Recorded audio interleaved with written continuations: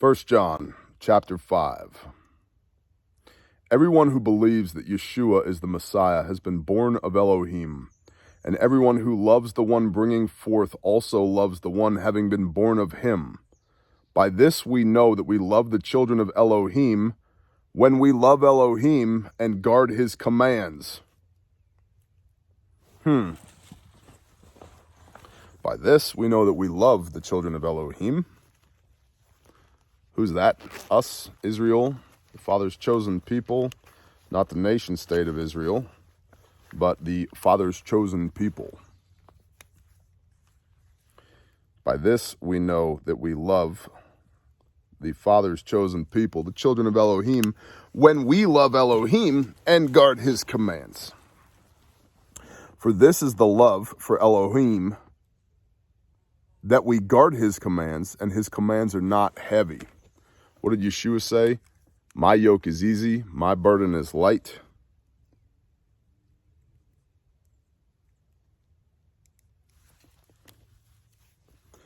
For this is the love for Elohim, that we guard his commands, and his commands are not heavy. Because everyone having been born of Elohim overcomes the world. There's that phrase, overcome again. Israel, Genesis 32, is he who is striving with Elohim, he who has overcome with Elohim, and he who is ruling with Elohim. Everyone having been born of Elohim overcomes the world. Almost like you're baptized into the family of Yah. And this is the overcoming that has overcome the world. Our belief. How do we overcome the world? Our belief. And belief is not the Greek concept of logos. I think it with my mind and I can understand it, therefore I believe. No, belief is the Hebrew way of doing belief, which is action. Because this is absolutely written by Hebrews for the Father's chosen people, Israel. Our belief is doing. James talks about this. You say you have faith.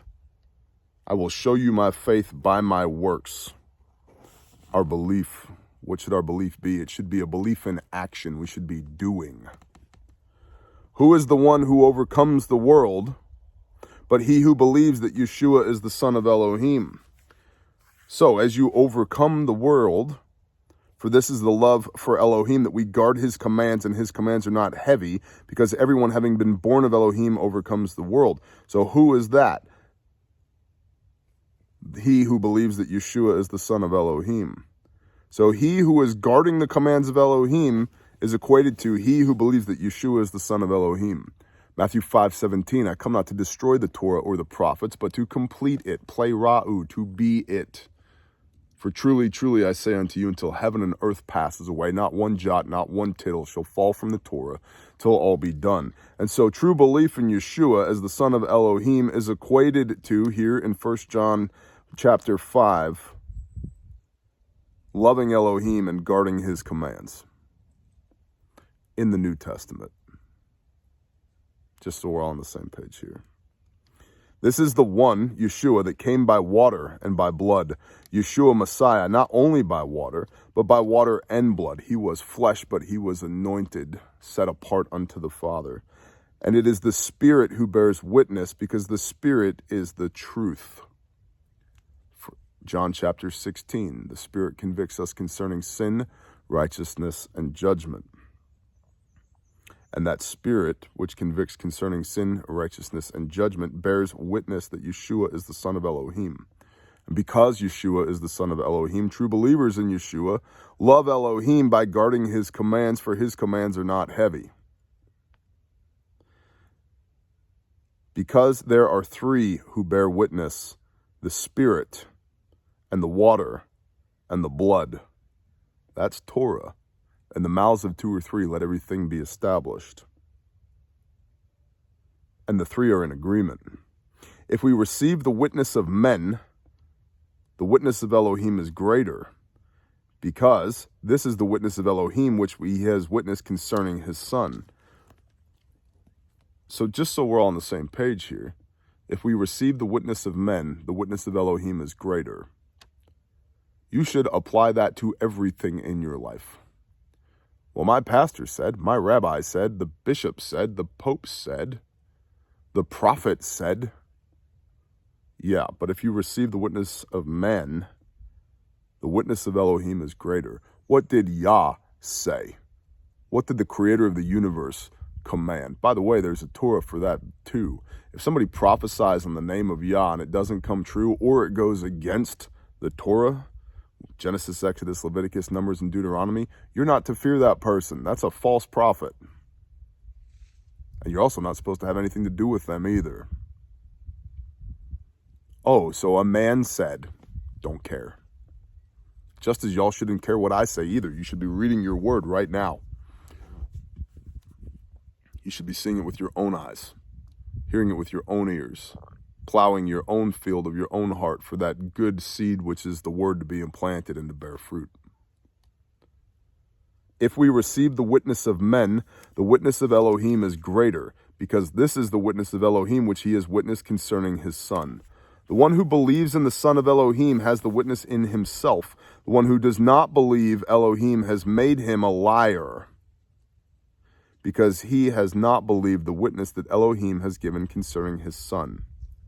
And this is the witness that Elohim has given us everlasting life, and this life is in his Son. Everlasting life. He who possesses the Son possesses life, but who does not possess the Son of Elohim does not possess life.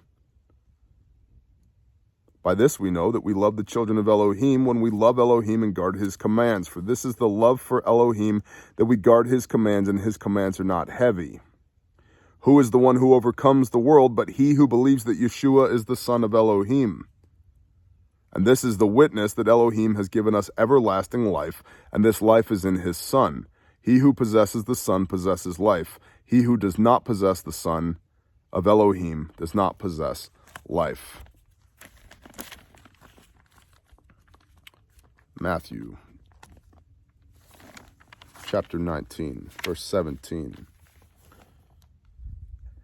And see, one came to him, Yeshua, and said to him, Good teacher, what shall I do to have everlasting life? And he, Yeshua, Jesus the Christ, said to him, Why do you call me good? No one is good except one, Elohim. But if you wish to enter into life, guard the commands. If you wish to enter into life, guard the commands. He who possesses the Son possesses life. Guard the commands. By this we know that we love the children of Elohim when we love Elohim and guard his commands. For this is the love for Elohim, that we guard his commands. Almost like John and Yeshua want us to get something here. Oh, guard his commands. I have written this to you who believe in the name of the Son of Elohim, so that you know that you possess everlasting life. If you wish to enter into life, guard the commands. So you who believe in the Son of Elohim, who believe in Messiah, will enter into life, guard the commands. I have written this to you who believe in the name of the Son of Elohim, so that you know that you possess everlasting life, and so that you believe in the name of the Son of Elohim.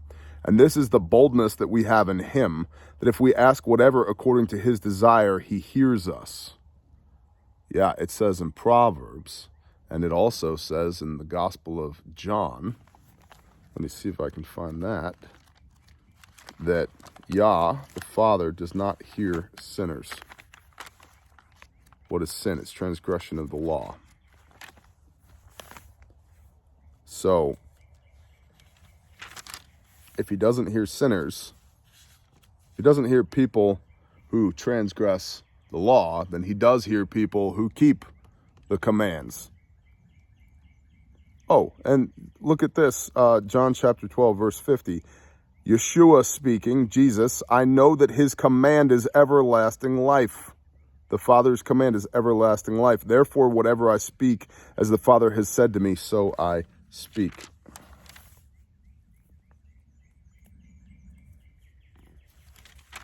Sure, that's just a coincidence.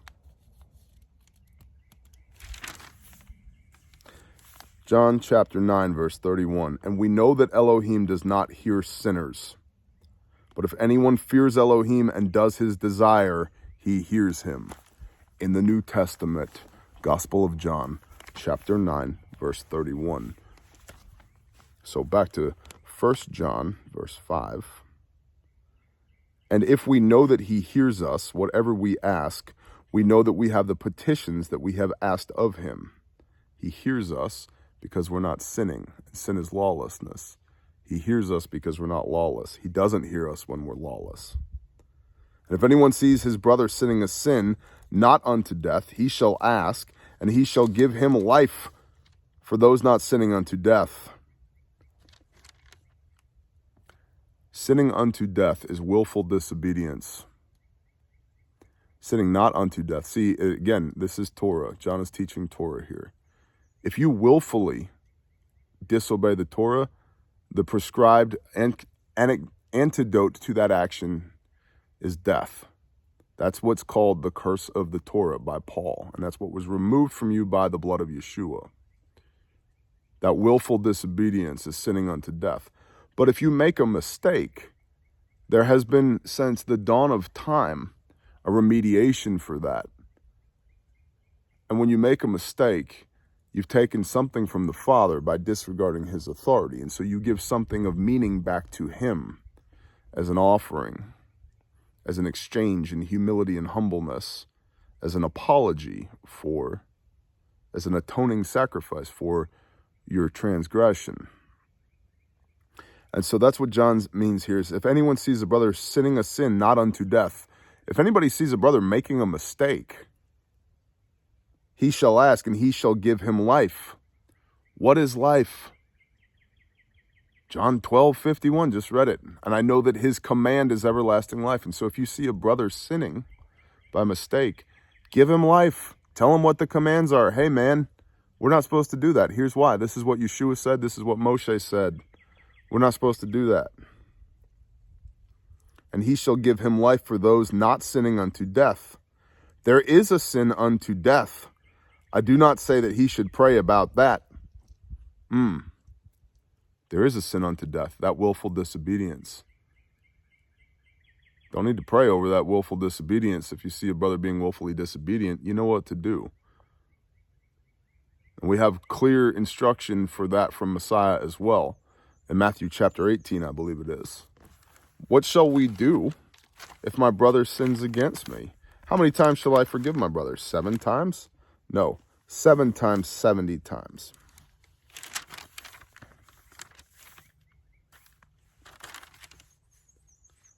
So, let's see if I can find it.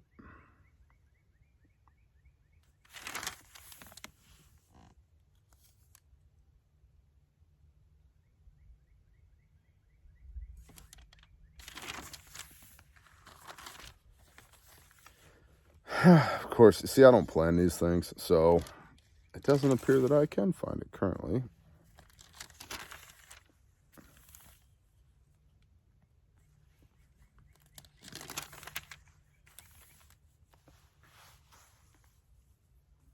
Anyway, how many times shall I forgive my brother who sins against me? 7 times? No, 7 times 70 times. But you reprove that brother first. You go to him, you say, hey man, you're sinning. And if he receives that reproof, you've gained a brother. And if he doesn't, this is out of the mouth of Messiah, and if he doesn't receive that reproof, you bring 2 or 3 witnesses, which is Torah. And you have that conversation again. And then if he doesn't receive that witness, then you bring it to the entire assembly. And when you bring it to the assembly, it's not to ascertain guilt or innocence. That's already been established by the witness of 2 or 3 witnesses. It's to inform the assembly that, hey, this person's out of line. They've been reproved twice. They've been instructed twice. And they're not listening. They're not receiving that reproof. And then the assembly at that point can make a determination whether or not to break fellowship with that person if they're not conducting themselves in righteousness. All unrighteousness is sin, and there is a sin not unto death. All unrighteousness is sin. So again, we have John here telling us what sin is. Sin's lawlessness, 1 John 3, verse 4. But unrighteousness is lawlessness. So all unrighteousness is sin. And there is a sin not unto death. Accidental sin, mistakes. Doing something that you didn't know you're not supposed to do. That's different than not doing something that you know you're supposed to do. That's willful.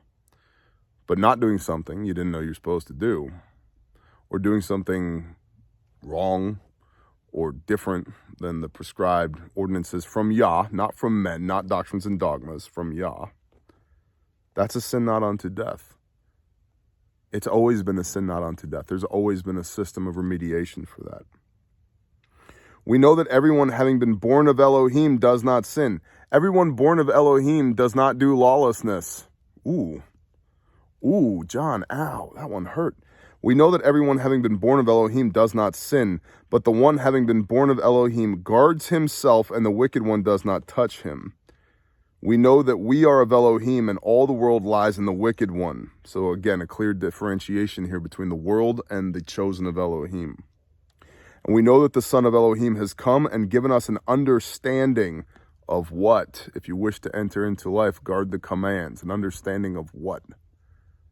How to serve Elohim, and how to come near to Elohim again after being covered with the blood of Messiah. And we know that the Son of Elohim has come and given us an understanding so that we might know the one true one. And we are in the true one, in his Son Yeshua Messiah. And this is the true Elohim and everlasting life. This is the true Elohim and everlasting life. By this we know we love the children of Elohim when we love Elohim and guard his commands. For this is the love of Elohim, that we guard his commands. And his commands are not heavy. They're a blessing. They're incredible. And we know that the Son of Elohim has come and given us an understanding so that we might know the true one, the Mashiach. And we are in the true one, and in his Son, Yeshua Messiah. This is the true Elohim and everlasting life. Little children, keep yourselves from idols. Amen.